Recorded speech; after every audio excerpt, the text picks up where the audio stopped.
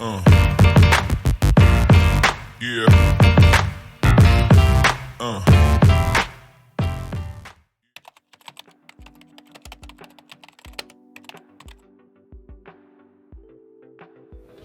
There used to be a group there called Te Manu Taiko who made recommendations to the council. It was a group of representatives from each of the marae within the Manawatu District Council area, and they had recommended to the council that the Manawatu District Council should reinstate a Māori board.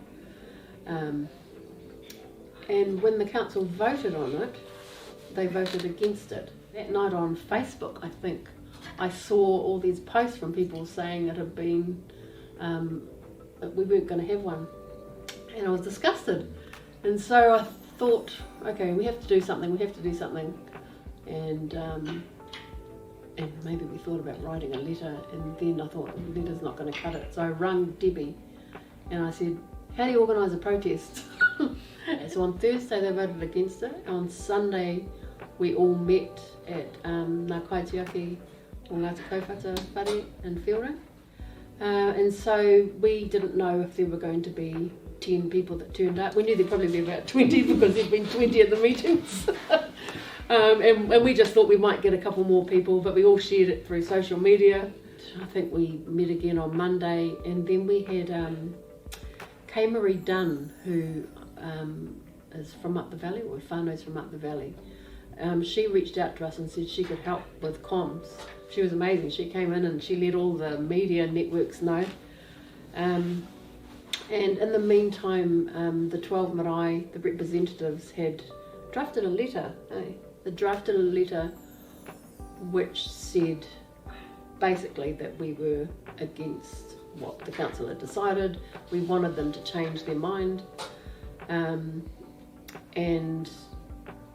that if they didn't, that the 12 marae from the area would withdraw from the Manawatu District Council. The morning of the hikoi, we turned up early at Ngā Kaitiaki, and then all these people turned up. A whole lot of people turned up. Did we have 500 people? We had 500 people. Like we were expecting. We had thought, because we met with the police on the Monday, I think. We were going to start from the train station. Oh, that's right. Yeah, we were going to start from the train station, and then around the corner. The police said probably. Cliffy, I think it was Cliffy probably advised us that that's not a good place to start. Yeah. Well, I got blown away actually. Yeah. I said, I exactly the same. I was really blown away. I think it's important to talk about those. So there was those councillors that had voted, that supported, they turned up for the march. Yeah. There was also council staff members in amongst it all, and Ngā Tamariki from the Kura and the like, and other people that you hadn't seen for a little while. Ministers from the church, so there were some ministers from churches, local churches in Fielding. So it wasn't just Māori that were there, there was like Pākehā, Iniana, Hainamana, they all came, and then so we started off with a karakia at the beginning, led by Kipa Arapere was one of the people that were leading us. Bruce Kiriama was on the megaphone, he was amazing.